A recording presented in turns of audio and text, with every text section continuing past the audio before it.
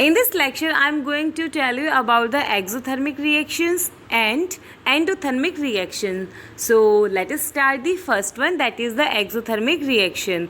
Okay, exothermic reactions वो reactions होती हैं जिनमें हीट इवॉल्व होती है, यानी कि हीट रिलीज होती है.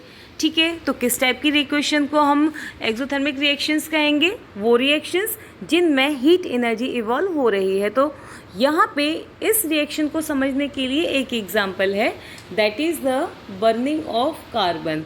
ठीक है, कार्बन यानी कोयला. अगर हम कार्बन को बर्न करते हैं तो देखिए कार्बन ऑक्सीजन के प्रेजेंस में बर्न होता है, तो बर्न होने पे वो कौन सी गैस फॉर्म करता है? Carbon dioxide. लेकिन उसके साथ साथ जो चीज़ इवॉल्व होती है दैट इज़ द हीट, यानी हीट इवॉल्व हो रही है. इसका मतलब प्रोसेस कैसा है? एक्सोथर्मिक. ओके, दूसरे एग्जाम्पल, मीथेन गैस, जिसको कि हम नेचुरल गैस भी कहते हैं.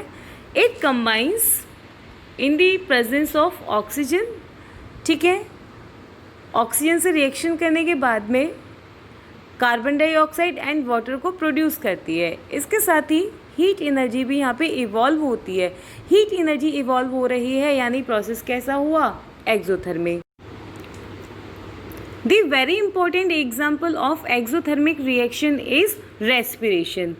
रेस्पिरेशन से रिलेटेड जो क्वेश्चन पूछा जाता है वो इस टाइप से पूछा जाता है, how respiration reaction is considered to be exothermic in nature. तो इसको समझने के लिए हम पहले रेस्पिरेशन को समझते हैं कि रेस्पिरेशन रिएक्शन क्या होती है. देखिए, रेस्पिरेशन रिएक्शन वो रिएक्शन होती है जिसमें जो हमारी बॉडी में स्टोर्ड ग्लूकोज होता है, it undergoes slow combustion by combining with oxygen in the cells. ठीक है, जब ये ऑक्सीजन से कंबाइन होता है ग्लूकोज, ये देखिए इसमें ग्लूकोज कंबाइन हो रहा है ऑक्सीजन के साथ में, then it forms carbon dioxide. This is carbon dioxide, releases some water. ठीक है, और इनके अलावा जो मेन थिंग रिलीज करता है दैट इज़ द एनर्जी. ठीक है, तो एनर्जी रिलीज हो रही है, इसीलिए respiration reaction is considered to be exothermic in nature. So this was all about the exothermic reaction. The next one is the endothermic reactions. Endothermic reactions क्या होती हैं? ये वो रिएक्शंस होती हैं जिनमें हीट एनर्जी एब्जॉर्ब होती है, यानी कि हीट एनर्जी कंज्यूम होती है.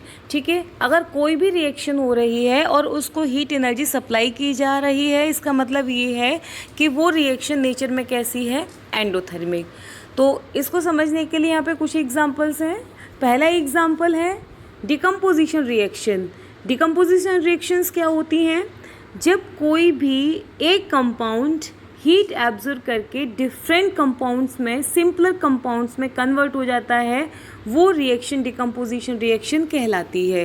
तो यहाँ पे जो डिकम्पोजिशन दिखाया है वो दिखाया है कैल्शियम कार्बोनेट. जब कैल्शियम कार्बोनेट को हीट सप्लाई की जाती है तो हीट सप्लाई करने पर इसमें से कार्बन डाइऑक्साइड गैस रिलीज़ हो जाती है, और रिलीज़ होने के बाद जो यहाँ पे लेफ्ट प्रोडक्ट होता है that is the calcium oxide. तो ये कौन सी रिएक्शन हुई? एंडोथर्मिक. क्यों? क्योंकि इसमें हीट एनर्जी एब्जॉर्ब हो रही है. ओके, दूसरा इसका बड़ा ही सुंदर सा एग्जाम्पल है, that is the photosynthesis. Photosynthesis जैसे कि हमने छोटी क्लासेस में पढ़ा होगा कि प्लांट्स इनऑर्गेनिक रॉ मटेरियल्स की प्रेजेंस में अपना फूड सेल्फ प्रिपेयर करते हैं. ठीक है, तो वही प्रोसेस क्या कहलाता है? फोटोसिंथेसिस.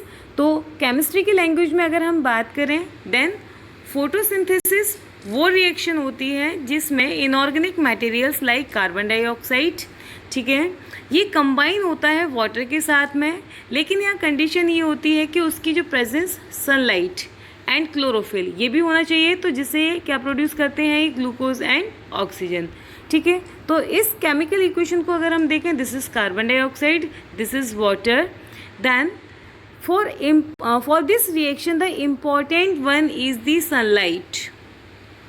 अगर सनलाइट नहीं होगी then this reaction can not be carried out. Okay, इसका मतलब ये है कि जब फोटोसिंथेसिस प्रोसेस होता है तो उस दौरान जो एनर्जी ऑब्टेन की जाती है that is obtain from the sunlight directly. ठीक है, तो ये हमारी प्रोसेस कौन सी हो गई, फोटोसिंथेसिस, जिसमें सनलाइट की प्रेजेंस में ये inorganic materials glucose and oxygen release करते हैं, प्रोड्यूस करते हैं। So this is the example of endothermic reaction and thank you for watching the video related to endothermic and exothermic reactions.